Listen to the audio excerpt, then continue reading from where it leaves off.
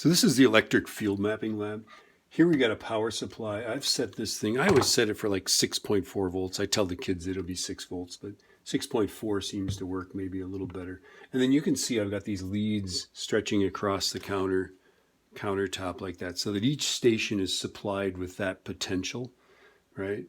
And then, and you just got to get the kids not to put the red one on top of the black one, right? Okay. And what they're going to do is they're going to get a piece of paper. This is heavy cardstock, and they're going to write their name on it. And then stick this under the water, like this. And the water is going to act like our resistor. Who doesn't want to move? All right, there we go. And then, you know, the idea is not to have any bubbles under it, right? And then I always stick the negative electrode down like this at the bottom, and I stick the positive one up there at the top. Okay. And all the crap you see swirling around, that's just stuff that came off the paper.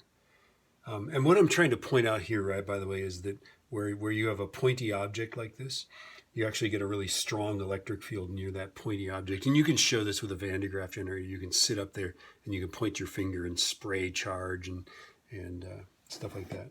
Okay. And then for this thing, you're going to take this voltmeter, and I put it on, I turn it on 200 volts. That way you only get 1 decimal place, right? Otherwise you'll go mad.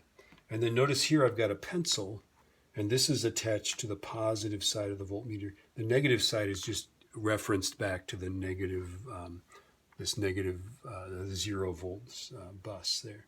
So if I clip this lead onto there, it's touching the graphite. The graphite is down there. This becomes our electrode.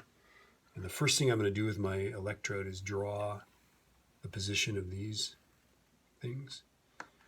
Okay, I'm going to draw this. So in case I bump these, I can put them back, right? I always tell the kids to do that. Also, put your name on it before you put it under the water. Okay, now, here's the cool thing.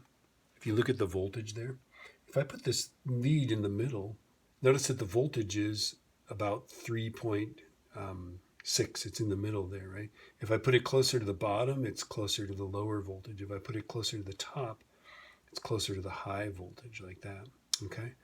And so one thing I learned is that graphite and zinc, which is what these are made of, that just by themselves create a potential of 0.8 volts. So what I have the kids do is map out 1.8 volts, 2.8 volts, 3.8 volts, 4.8, and 5.8, right? Whatever they can find, okay? So what I'm doing here is I'm trying to find 3.8 volts. There it is.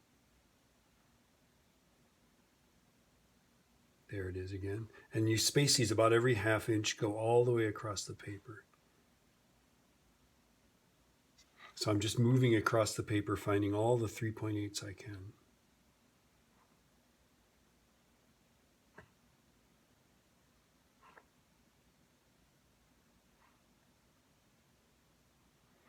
Right, and notice it's kind of curving nicely. The next one, the 2.8, isn't going to curve. And I go this way. I'm going to go this way. Tell the kids just to find them all. What they'll want to do is just do it between the electrodes, these things, right?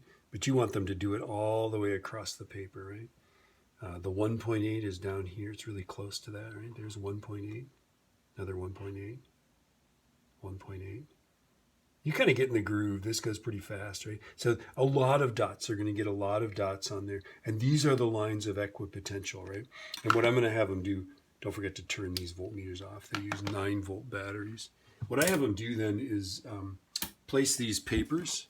I have them put them out on a flat surface. Let's see if any kids have some out here. I think some kids were doing them. I don't see them. But anyway, what I do is I let them dry on a flat surface, and then once they're dry, I press them, okay? I put them underneath here, press them down like that, right? And I put a whole stack of books. I put all these books on top of them and press them flat, right? And then let's find one of these things. I know some kids were working on them today, so let's take a look.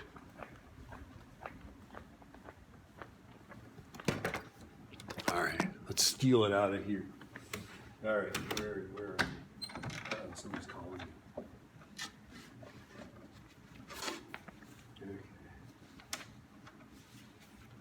And so what you have them do, these lines here are the equipotential lines, and if you look carefully, you can actually see the little dots that they made.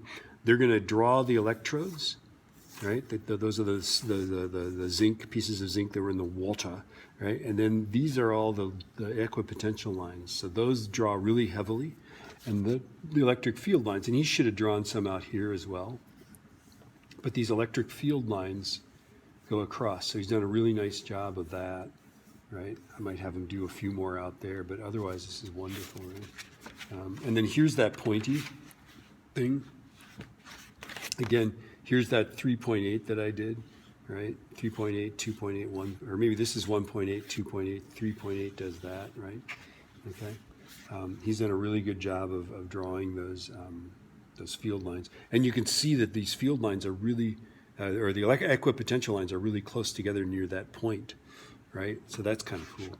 This is a calculation, so that I have them calculate the electric field strength, and literally it's volts per meter, right? So it's the change in voltage divided by the distance over which it changed. Okay. Anyway, that's a really cool old lab. I don't know if kids learn anything about it. Electric fields from it. I like the lab. All right. Oh, that's my name, Pacific 9 Bark. All right.